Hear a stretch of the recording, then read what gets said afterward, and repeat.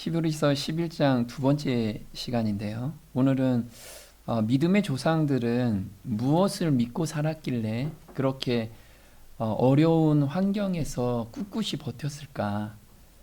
그 히브리서 11장 하반부로 가게 되면 어떤 내용이 나오냐면 어떤 사람은 채찍으로 맞고 어떤 사람은 톱으로 켬을 당하고 어떤 사람은 정말 광야에서 유리하는 자가 되고, 그런데도 어떤 믿음을 갖고 살았기에 정말 그걸 감사함으로 받으면서 이 땅을 걸어갔어요. 그래서 오늘은 그 조상들은 무엇을 믿고 살았길래 그런 건지, 우리도 그 믿음을 보게 된다면, 무엇을 믿었는지를 보게 된다면 우리도 지금 걸어가는 세상에서 정말 행복하게 갈 수 있을 거라는 거죠. 그래서 그 부분을 저희가 한번 공부해보는 시간이 됐으면 좋겠습니다. 지난 시간에 히브리서 11장 1절에 이렇게 나오죠. 어떤 믿음을 굳게 잡고 평생은 흔들림 없이 살았는지에 대해서 히브리서 11장 1절에 믿음에 대한 정의를 내려주시고요. 그 다음에 끝부분에 그 내용을 우리한테 설명을 해주셨어요. 한번 보겠습니다. 믿음은 바라는 것들의 실상이요 보지 못하는 것들의 증거니 선진들이 이로써 증거를 얻었느니라. 믿음으로 모든 세계가 하나님의 말씀으로 지어진 줄을 우리가 아나니 보이는 것은 나타난 것으로 말미암아 된 것이 아니니라. 지난 시간에 믿음을 우리가 원어로는 신뢰라고 말씀을 드렸습니다. 그래서 신뢰는 이렇게, 그러면 지금 사진에서 보는 것처럼 누군가를 신뢰한다면 저 손 하나만 가지고 자기의 목숨을 지금 매달리고 있는 거예요. 저게 신뢰라는 거죠. 그럼 우리는 하나님의 어떤 신뢰함을 가지면서 이 땅에 우리가 걸어가고 있냐 이거예요. 그래서 1절에 신뢰는 바라는 것들의 실제 모습이라는 거죠. 내가 무엇인가를 지금 보고 있는데 그게 실제 모습처럼 보고 가는 것이 믿음이라는 거예요. 그리고 보지 못하는 것들의 증거다. 그러면 내가 예를 들면 그런 거죠. 휴대폰을 내가 꼭 사겠다. 지금 보이진 않지만 나중에는 돈 주고 사면 그게 실물처럼 보이듯이 내가 지금 갖고 있는 게 뭐냐 생각하고 있는 것. 그게 믿음이라는 거예요. 그러면 믿음에 대한 것이 39절에 이렇게 이야기를 하고 있어요. 어떤 걸 믿고 살았는지에 대해서 결론을 내려주셨어요. 보겠습니다. 이 사람들은 모두 자신들의 믿음으로 인해 하나님께 인정을 받았지만 그들 중 누구도 약속된 것을 이 세상에서는 받지 못했습니다. 그 까닭은 하나님께서는 오늘날 우리 성도들을 위해 더 좋은 것을 마련해 두셨으므로 그들도 우리와 함께 최종적인 온전함에 이를 수 있도록 미리 작정하셨기 때문입니다. 예, 조금 어려운 이야기예요. 어떤 거냐면 이 사람들은 모두 자신들의 믿음으로 인해서 하나님께 인정을 받았대요. 그래서 이분들은 인정을 받았는데 그 뒤편에 뭐라고 써 있냐면 약속된 것을 이 세상에서 받지 못했대요. 나는 휴대폰을 사고 싶은데 결국은 휴대폰을 못 사고 죽었어요. 그런데 휴대폰이 사라진 건 아니잖아. 휴대폰은 있는 거예요. 그래서 죽기 전까지도 휴대폰은 있는 것을 믿고 죽었던 거예요. 예를 그건데 이분들은 그 약속이 무엇인가 그걸 잡고 죽었어요. 근데 사실 우리가 그동안에 공부한 것이 이 약속이 바로 십자가라는 거죠. 예수님께서 십자가에서 죽으시고 부활하시고 그 다음에 재림하는 약속까지 받으신 거예요. 그걸 믿음의 선진들은 가슴에 품고 살았던 거예요. 근데 믿음의 선진들은 이렇게 살았고 이제 신약에 와서 이 바울 형제가 신약에 와서 이젠 그 믿음의 선진들이 정말 오매불만 기다렸던 그 예수님께서 이제 우리한테 보여줬지 않느냐 이 이야기를 하고 있는 거죠. 그래서 우리는 더 확실한 것을 우리는 찾고 있다라고 이야기를 해요. 그래서 약속된 것이 무엇인지 히브리서 9장 15절에 이렇게 이야기를 하고 계십니다. 이런 이유에서 그리스도께서는 새 언약의 중재자이십니다. 그분께서는 첫 번째 언약 아래에서 우리가 저지른 모든 죄에서 사람들을 구원해내시려고 자기 자신을 대속의 제물로 바쳐 십자가에 죽으셨습니다. 그리하여 하나님께 부르심을 받은 모든 사람들로 하여금 약속된 영원한 유업을 물려받게 하셨습니다. 유언장이 효력을 발휘하려면 유언을 한 당사자가 죽었다는 것이 확인되어야 합니다. 자, 여기서 무엇이라고 말씀하시냐면요. 새 언약의 중재자가 누구시냐면 예수님이시라는 거죠. 그 예수님께서 십자가의 죽으심으로 말미암아 대속의 제물로 바쳐지셨어요. 대속이라는 것은 우리를 이제 우리가 지은 죄를 모두 갚았다. 모든 죄값을 갚았다라는 게 대속이라는 거예요. 근데 대속에서 끝난 게 아니고 무엇을 주기 위해서? 약속된 영원한 유업을 물려주기 위해서. 자, 영원한 유업을 누구한테 물려줄까요? 내 재산을 누구한테 물려줘요? 자식한테 물려주잖아요. 그래서 우리는 누구로 삼았어요? 하나님의 자녀로 삼는 것. 그래서 예수님께서 십자가에 못 박히신 게 단순하게 우리한테 죄를 대속한 것이 아니라 거기에서 더 나아가서 우리같이 이 그 먼지 같은 존재들을 하나님의 자녀로 삼았다. 그래서 우주 모든 것을 우리한테 상속으로 두셨다. 이걸 믿고 살았던 거예요. 그래서 모세도 마찬가지로 이 땅에서의 그 왕자가 그 하늘에서 주는 것에 비교해 보니까 아무것도 아니었던 거예요. 그 엄청난 그 현세에서는 엄청난 거죠. 그때 이집트는 지금의 미국과 똑같잖아요. 전 세계를 흔들 수 있는 그 막강한 권한과 부와 권력을 하늘하고 비교해 보니까 아무것도 아닌 거야. 그만큼 실질적으로 다가온 거야. 실질적으로. 만약에 이론적으로 다가왔다면 그냥 그 상속을 받았겠죠. 그런데 실질적으로 오다 보니까 정말 그게 아무것도 아니게 된 거예요. 우리도 그래야 된다라는 거죠. 자, 그래서 요한 형제는 이 유업을 생각하니까 자기가 실질적으로 받아보니까 엄청난 거라는 거예요. 그래서 요한일서 3장 1절엔 이렇게 나옵니다. 보라, 아버지께서 어떠한 사랑을 우리에게 주사 하나님의 자녀라 일컬음을 얻게 하셨는고 우리가 그러하도다. 그러므로 세상이 우리를 알지 못함은 그를 알지 못함이니라. 사랑하는 자들아, 우리가 지금은 하나님의 자녀라. 장래에 어떻게 될 것은 아직 나타나지 아니하였으나 그가 나타내심이 되면 우리가 그와 같을 줄을 아는 것은 그의 계신 그대로 볼 것을 인함이니 주를 향하여 이 소망을 가진 자마다 그의 깨끗하심과 같이 자기를 깨끗하게 하느니라. 그래서 요한 형제가 뭐라고 얘기하냐면 아버지께서 어떠한 사랑을 우리한테 주셨는가, 우리가 자녀로 삼으려고 얼마나 큰 희생을 치렀느냐, 너희가 한번 생각해봐라 이거죠. 그러면 우리가 이 소망을 가진 자, 내가 이제 하나님하고 영원히 함께 살 거야, 이 소망을 가진 자들은 그의 깨끗하심과 같이 자기도 깨끗하게 하겠다라는 거죠. 그런 삶이 절로 생기지 않느냐, 억지로가 아니고 절로 생기지 않느냐.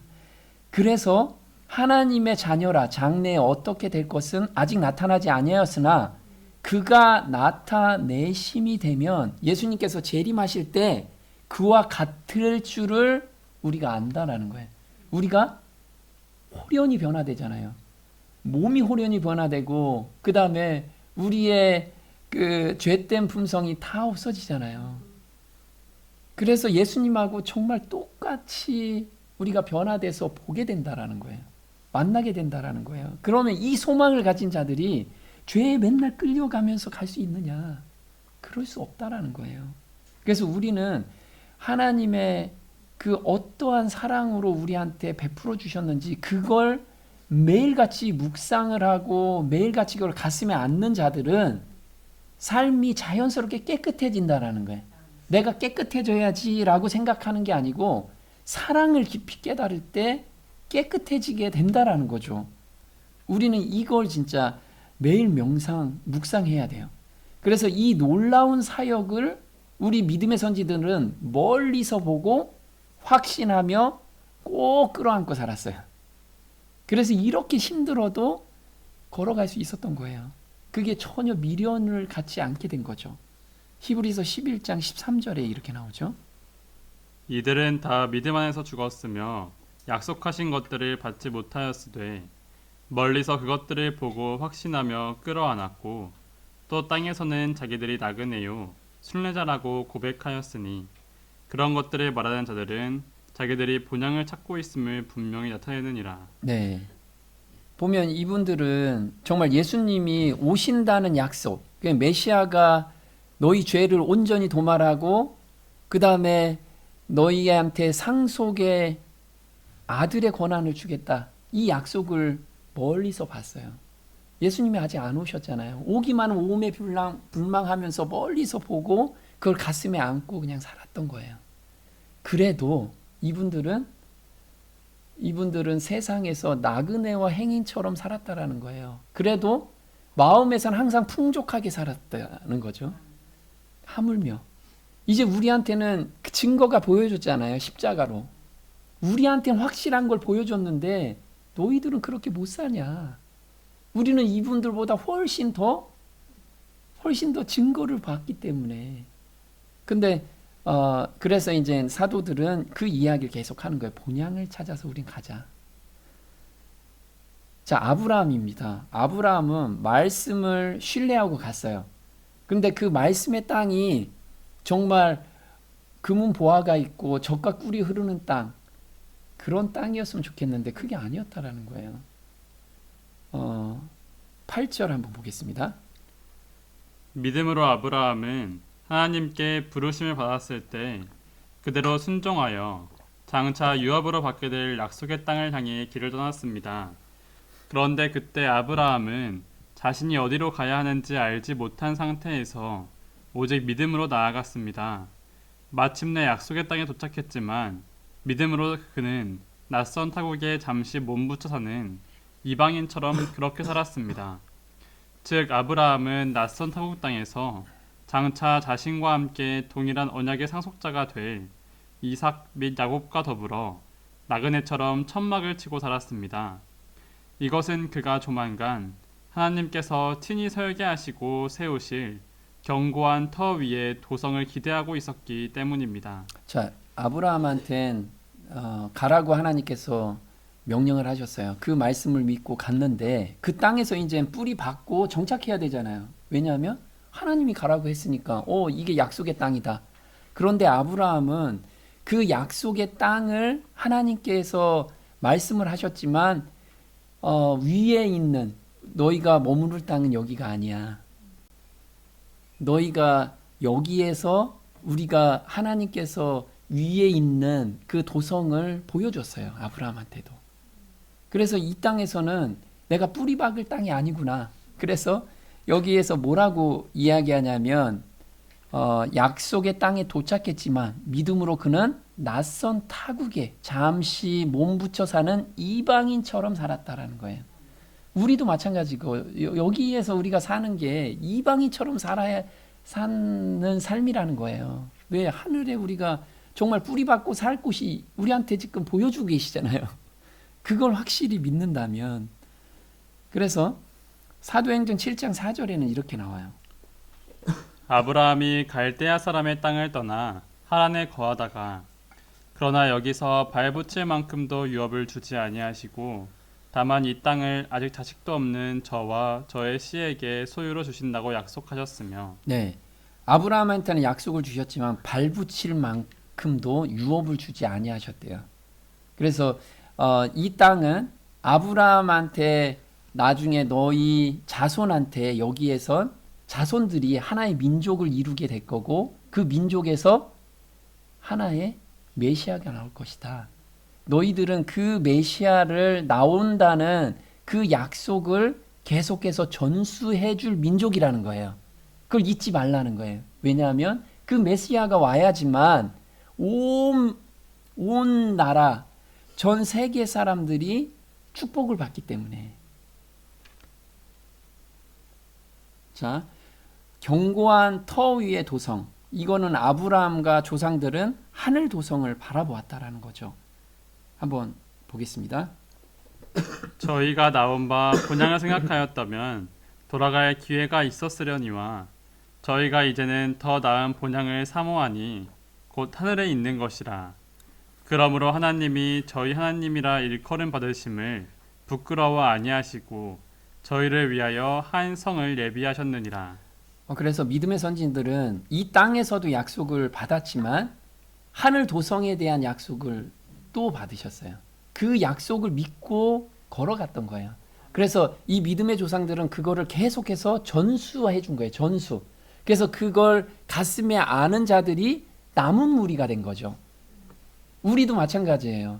그 약속을 받고 그걸 가지고 사는 사람이 남은 무리가 되는 거예요. 네. 근데 아브라함의 믿음이 온전했나요? 네, 온전하지 않았는데 하나님께서 온전함 가운데로 계속해서 인도하고 계셨어요. 아브라함은 그 말씀에 계속 순종했고 결국은 그 믿음이 온전함을 온 우주에 드러내게 됐어요. 우리도 마찬가지예요. 지금 내가 온전하지 않다라고 생각을 하잖아요. 그렇지만 하나님께서는 온전함으로 계속 인도하고 계세요. 그래서 매 순간 우리는 온전한 가운데 계속 갈 수 있는 거예요. 자, 11절에 이렇게 나오죠. 또 믿음으로 아브라함은 자기가 너무 늙었고 자기 아내 사라도 이미 아기를 낳을 수 없는 단산의 몸이었지만 마침내 생식의 능력을 얻어 아버지가 될 수 있었습니다. 그것은 그가 자신에게 약속하신 분을 신실한 분으로 끝까지 믿었기 때문입니다. 그리하여 마치 죽은 사람이나 다름없는 이 한 사람에게서 하늘의 별들과 같이 많고 바닷가의 모래알들과 같이 셀 수 없는 수많은 후손들이 생겨난 것입니다. 네, 지금 아브라함과 사라는 너무 늙어가지고 이제 아이를 못 낳았어요. 이건 인간적으로 본 거잖아요. 그래서 믿음이 약해졌죠. 네, 하나님께서 정말 그걸 해주실까? 근데 그 신실함은 믿었어요. 하나님에 대한 거. 근데 한번 창세기 17장 17절에 이렇게 나와요. 아브라함이 엎드려 웃으며 심중에 이르되 100세 된 사람이 어찌 자식을 낳을까? 사라는 90세니 어찌 생산하리요 하고 하나님이 가라사대 아니라 내 아내 사라가 정녕 내게 아들을 낳으리니 너는 그 이름을 이삭이라 하라. 내가 그와 내 언약을 세우리니 그의 후손에게 영원한 언약이 되리라. 자, 지금 아브라함이 생각하는 거죠. 뭐라고 얘기해요? 내가 100세나 됐고 우리 와이프는 90세나 됐어요. 그래서 생산할 수 없잖아요. 그런 인간적으로 그렇게 얘기를 한 거죠. 근데 하나님께서는 아니다. 정녕 네가 낳은 아들한테 내가 내 언약을 세우겠다. 이렇게 말씀을 하신 거예요. 자, 근데 창세기 18장 13절에 사라도 똑같은 믿음을 가지고 있었어요. 똑같은 어떤 믿음? 정말 우리가 아이를 낳을 수 있을까? 이런 믿음. 한번 볼게요. 여호와께서 아브라함에게 이르시되 사라가 왜 웃으며 이르기를 내가 늙었거늘 어떻게 아들을 낳으리요 하느냐. 여호와께 능치 못한 일이 있겠느냐.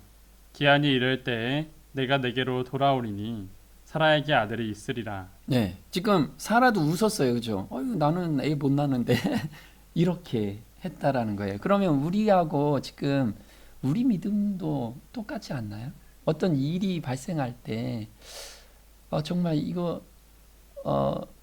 내가 믿음이 없음이 드러나잖아요, 그죠? 근데 하나님께서는 그 믿음을 계속해서 굳건히 하기 위해서 말씀을 하세요. 한번 볼게요.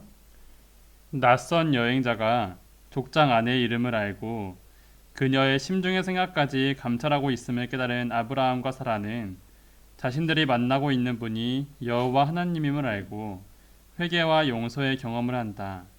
말씀을 신뢰하고 동침함으로 이삭을 낳게 되었다. 네. 자, 어디까지 봤어요? 이제 이렇게 의심하는 마음에서 뭐가 냈냐면 하나님께서 심중의 생각까지 관찰하셨어요. 그걸 말씀을 하셨어요. 그러니까 이분이 하나님이시구나를 그때 믿게 된 거죠. 그래서 어떻게 해요? 그래서 그 말씀을 믿고 동침해서 이삭을 낳게 됐어요. 자, 지금 왜 이삭을 근데 번제로 바치라고 했을까요? 왜? 하나님은 아셨을까요? 아브라함의 믿음을? 아셨죠, 이제. 아셨는데 누구는 몰랐어요. 사단과 우주 거민들은 아브라함 믿음 몰라요. 온전하게 된 믿음, 그 믿음을 몰랐기 때문에 그 증명이 필요했던 거예요. 그래서 사단에게 허락하신 거죠. 한번 보겠습니다. 또 아브라함은 하나님께 시험을 받았을 때 믿음으로 순종하여 이삭을 바쳤습니다. 더욱이 그때 아브라함은 많은 후손의 약속을 받은 사람이었는데도 기꺼이 자기 외아들을 희생 제물로 바치려고 했던 것입니다. 일찍이 하나님께서는 아브라함에게 이런 약속을 하셨습니다. 오직 이삭을 통해서 태어난 사람들이야야 내 후손이라고 불릴 것이다. 이 약속을 믿은 아브라함은 외아들 이삭이 죽더라도 하나님께서 반드시 그를 다시 살려내실 것이라고 생각했습니다.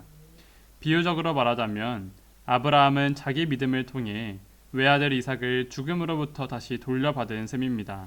네, 아브라함은 그 백세나 돼서 얻은 이삭이었잖아요. 불가능한 곳에서 애가 나왔어.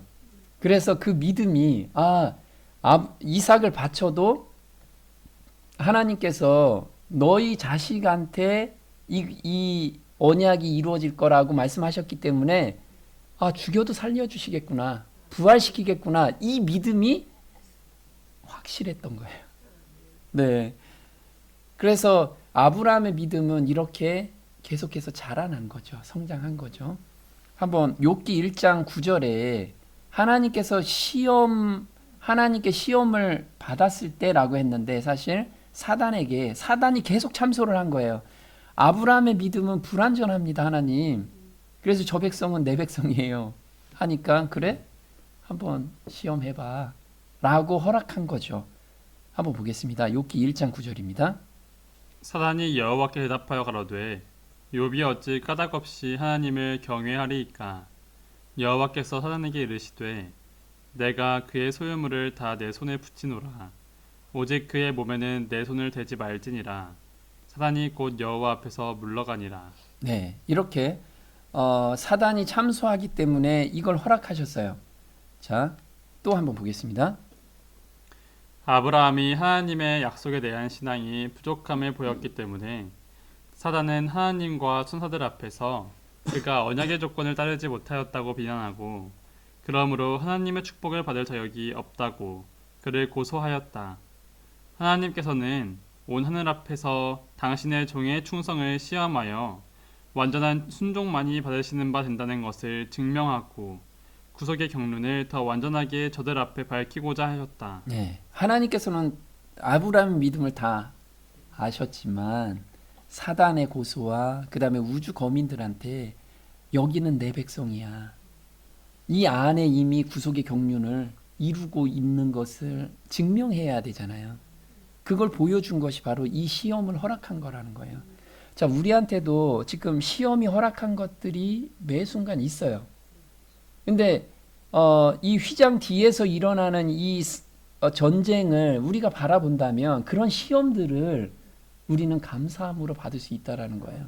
이걸 모른다면 한탄하는 거죠. 왜 나한테만 이렇게 힘든 일이 있나요? 왜 나한테만 이런가요? 이런 생각을 불시에 없앨 수 있는 것은 이 휘장 뒤에서 일어나는 사건들을 내가 봤을 때 그게 가능하지. 이거를 좀 없애주세요 한다고 없애주지 않는다라는 거예요. 자, 죽음으로부터 다시 돌려받은 셈이래요. 그래서 아브라함은 죄인들을 대신해서 그리스도의 죽으심과 부활을 깨달았어요. 하나님께서는 아브라함한테 이걸 깨닫게 하기 위해서 이삭을 죽이려고 할 때 멈추게 하고 그 다음에 수풀에 그 제물이 걸려 있었잖아요. 네, 그래서 그 양을 죽이는, 네, 그 양이 바로 하나님이 대속해주는, 너의 죄를 대속해주는 하나님의 아들이라는 것을 깨닫게 하기 위함이었다라는 거죠. 보겠습니다. 이삭은 세상 죄를 위하여 희생 제물로 바쳐질 하나님의 아들의 상징이었다. 하나님께서는 아브라함에게 인간을 구원하시는 하나님의 복음을 깊이 깨닫게 하기를 원하셨다. 그 진리를 생생한 현실로 보여주기 위하여 또 그의 믿음을 시험하시기 위하여 하나님은 아브라함에게 사랑하는 이삭을 죽여서 바치라고 요구하셨다. 그 어둡고 두려운 시련의 시간에 아브라함이 견딘 모든 고뇌는 그로 하여금 타락한 인간을 위한 구속의 경륜을 깊이 깨닫게 해주었다. 네. 그래서 아브라함은 이걸 체험적으로 알았기 때문에 이삭한테 체험적으로 설명을 해줄 수 있었던 거예요. 이삭도 같이 경험을 했잖아요. 그래서 이삭이 또 누구한테 해줬어요? 야곱한테 또 전수를 했죠.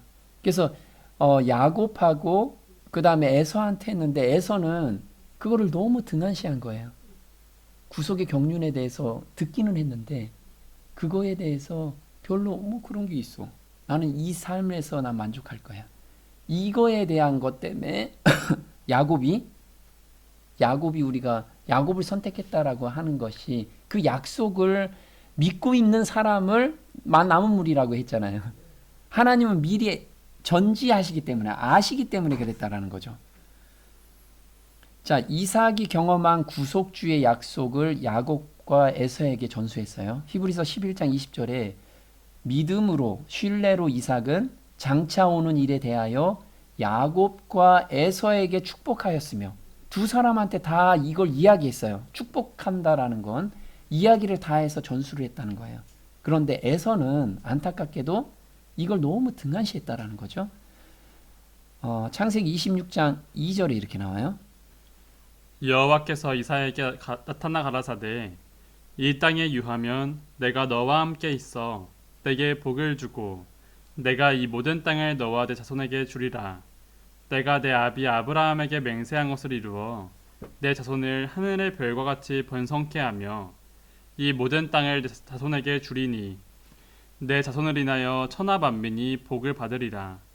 이는 아브라함이 내 말을 순종하고 내 명령과 내 계명과 내 율례와 내 법도를 지켰음이니라 하시니라. 지금 하나님께서 아브라함한테 말씀을 하셨죠. 창세기에.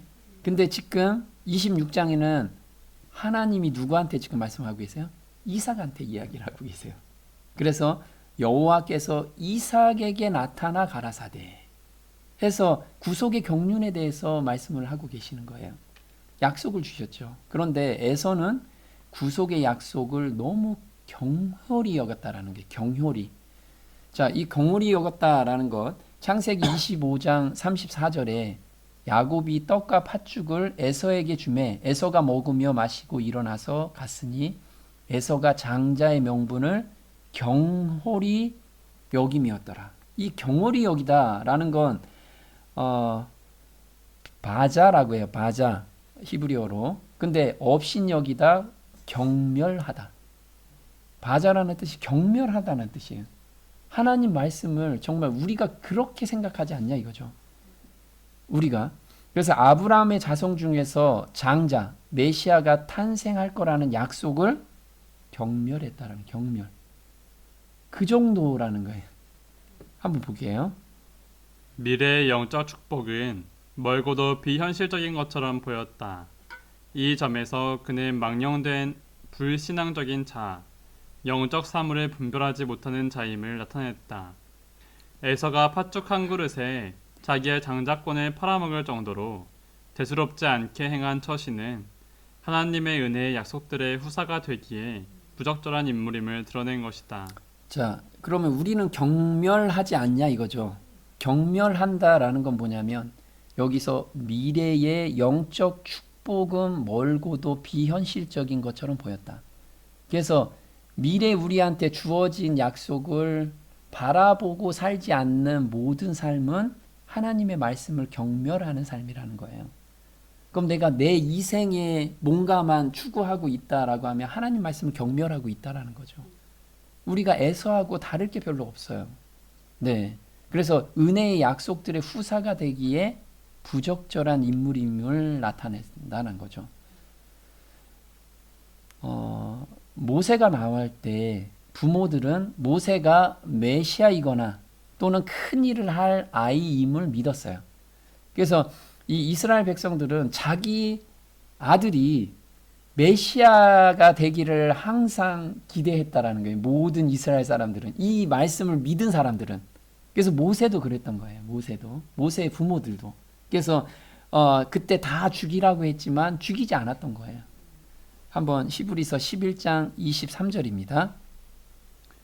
믿음으로 모세가 났을 때 그 부모가 아름다운 아이임을 보고 석 달 동안 숨겨 임금의 명령을 무서워 아니하였으며 믿음으로 모세는 장성하여 바로의 공주의 아들이라 칭함을 거절하고 도리어 하나님의 백성과 함께 고난받기를 잠시 죄악의 낙을 누리는 것보다 더 좋아하고. 네, 그래서 믿음으로 모세가 났는데 그 부모가 아름다운 아이임을 보고 이 아름다운 아이가 바로 메시아일 수도 있다.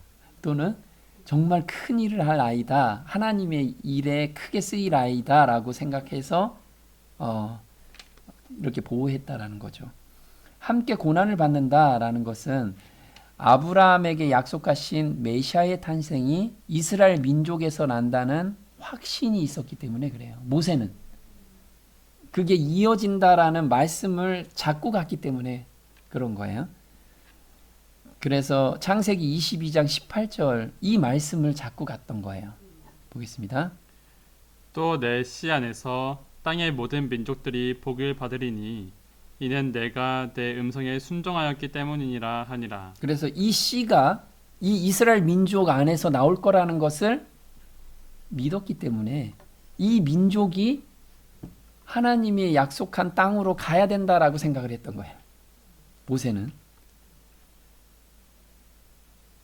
자, 모세는 그리스도의 초림과 부활 그리고 재림을 보고 믿었어요.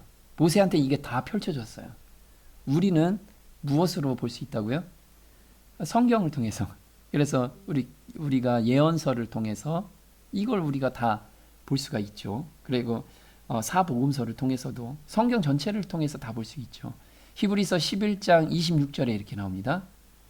그리스도를 위하여 받는 능욕을 애굽의 모든 보화보다 더 큰 재물로 여겼으니 이는 상 주심을 바라봄이라.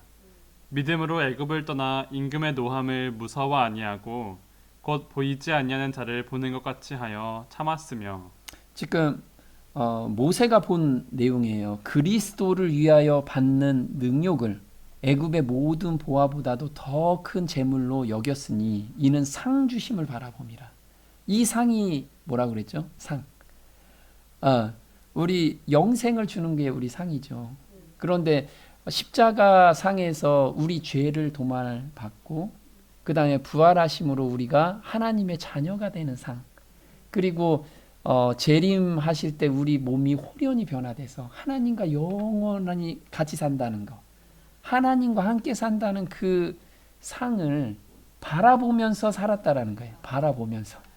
우리도 이걸 바라보면서 살자고요. 이걸. 그래서 보이지 않은 자를 보는 것 같이 했어요. 그래서 민수기 12장 8절에는 정말 하나님의 영광을 대면했죠. 대면하면서 모세는 살았어요. 한번 볼게요. 내가 모세하고는 얼굴을 마주하고 직접 이야기하며 하나도 숨기지 않고 모두 다 말해준다. 심지어 모세는 내 모습까지도 볼 수 있는 사람이다. 그런데 너희가 감히 무서워하지도 않고 함부로 나의 종 모세를 비난하느냐. 자, 모세도 하나님의 영광을 봤죠. 자, 우리도 볼 수 있나요? 우리한테 지금은 특권이 만들어내 주셨죠. 예수님께서 십자가에 못 박히시면서 지성소로 들어가는 새롭고 산 길을 열어주셨어요. 그 지성소 안에는 쉐키나 영광이 있잖아요. 하나님의 영광. 우리는 어떻게 들어갈 수 있나요? 기도를 통해서 하나님의 아련실까지 올라갈 수 있다라고 했죠. 우리는 그 기도를 통해서 매일 하나님을 만날 수 있고 매 순간 하나님을 만날 수 있다라는 거예요. 그 특권을 우리한테 주신 거예요. 그 특권을. 여기에 기생 라합과 다윗은 같은 믿음을 가지고 있었어요. 기생 라합도 다윗은 엄청난 믿음을 가졌는데 기생 라합하고 같은 믿음이라는 거예요. 그게 어떤 믿음이었냐? 자, 히브리서 11장 31절입니다. 믿음으로 기생 라합은 정탐꾼을 평안히 영접하였으므로 순종치 아니한 자와 함께 멸망치 아니하였도다. 내가 무슨 말을 더하리요? 기드온, 바락, 삼손, 입다와 다윗과 사무엘과 및 선지자들의 일을 말하려면 내게 시간이 부족하리로다. 지금 바울 형제는 믿음으로 기생 라합과 그 다음에 삼손, 바락, 다윗 이 똑같은 믿음을 가지고 있다라는 거예요. 똑같은 믿음. 이 믿음이라는 게 근데 기생 라합은 어떤 믿음인지 보고 기생 라합은 또 이방인이었잖아요. 이방인인데 하나님의 백성으로 더군다나 예수님의 계보에 들어간 조상으로 들어가 있어요. 어떤 믿음일까? 여호수아 2장 9절을 한번 볼게요. 여호와께서 이 땅을 이스라엘에게 이미 주셨다는 사실을 저는 잘 알고 있습니다. 당신들이 애굽을 나올 때 여호와께서 홍해를 말리신 일을 우리는 들어서 잘 알고 있습니다. 당신들이 받들어 섬기는 하나님이야말로 위로는 하늘을 다스리고 아래로는 땅을 다스리시는 하나님이십니다. 지금 기생 라합이 이렇게 그 정탐꾼을 보호해주고 그 다음에 이스라엘 편에 섰던 것은 뭐냐면 당신들을 인도하시는 그 하나님, 당신들하고 함께한 그 하나님은 하늘을 다스리고 아래로는 땅을 다스리는 천지를 창조하신 그 위대한 하나님, 능력의 하나님이라는 것을 마음으로 믿었어요. 그래서 이때 가나안 땅에서는 엄청난 신을 많이 모셨어요.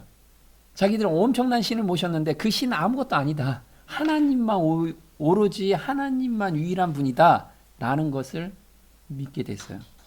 그래서 도와줬죠. 자, 야고보서 2장 25절입니다. 또 이와 같이 기생 라합이 사자를 접대하여 다른 길로 나가게 할 때 행함으로 의롭다 하심을 받은 것이 아니냐. 영혼 없는 몸이 죽은 것 같이 행함이 없는 믿음은 죽은 것이니라. 그래서 라합은 그때 목숨이 발각되면 죽게 되는 그 보호해 준 것이 죽음으로 갈 수도 있었던 거예요. 그런데 그 목숨을 내놓고 그걸 실행해 줬어요. 보호해 줬죠. 그게 믿음이라는 거예요. 그걸 믿는다면 그렇게 행하게 된다라는 거죠. 그런데 여기까지의 믿음이 기생 라합의 믿음이 아니고 어디에 또 믿음이냐면 이젠 이스라엘 백성으로 들어왔잖아요. 이스라엘 백성이 들어와고 거기에서 제사 제도가 있었어요. 그죠? 양을 잡아서 죽이고 이 구속의 경륜을 라합은 그때 알게 된 거예요. 구속의 경륜을 깨닫게 돼요. 그래서 이젠 확실하게 믿음이 자리를 잡게 된 거죠. 한번 보겠습니다. 제사 제도의 교훈을 통하여 그리스도께서는 만백성 앞에서 높임을 받으시고 그분을 쳐다보는 자는 다 살아야 했다. 가나안 사람 라합과 모압 사람 룻과 같이 우상 숭배에서 돌아서서 참 하나님을 경배하는 모든 사람은 하나님의 택한 백성과 연합할 것이다. 그래서 라합과 그 다음에 모압 사람 룻도 이방인이었잖아요. 근데 하나님이 천지를 창조하신 분이다라고 그것만 믿은 게 아니고 구속의 경륜을 이루시는 분이라는 걸 믿었어요. 그래서 메시아가 탄생할 거라는 걸 믿었어요. 그래서 그 믿음이 그 택한 백성과 연합할 수 있었던 거죠. 연합할 수 있었던 거. 그래서 정말 놀랍게도 기생 라합은 예수님의 계보에 들어가게 된 거예요. 그래서 마태복음 1장 5절에 이렇게 나오죠. 살몬은 라합에게서 보아스를 낳고 보아스는 룻에게서 오벳을 낳고 오벳은 이세를 낳고 이세는 다윗 왕을 낳으니라. 다윗은 우리아의 아내에게서 솔로몬을 낳고. 네, 이렇게 해서 라합과 다윗의 믿음은 동일했어요. 하나님이 우주를 창조하시고 능력의 하나님, 그런데 구속의 경륜을 이루시는 하나님. 이걸 믿고 예수님을 바라보는 그 믿음 가운데 다 살았다라는 거예요. 그래서 우리도 그 믿음 가운데 산다면 우리도 하나님 백성으로 하나님께서 우리를 삼아주신다는 거죠. 저와 여러분이 그 믿음 가운데서 오늘을 살았으면 좋겠습니다.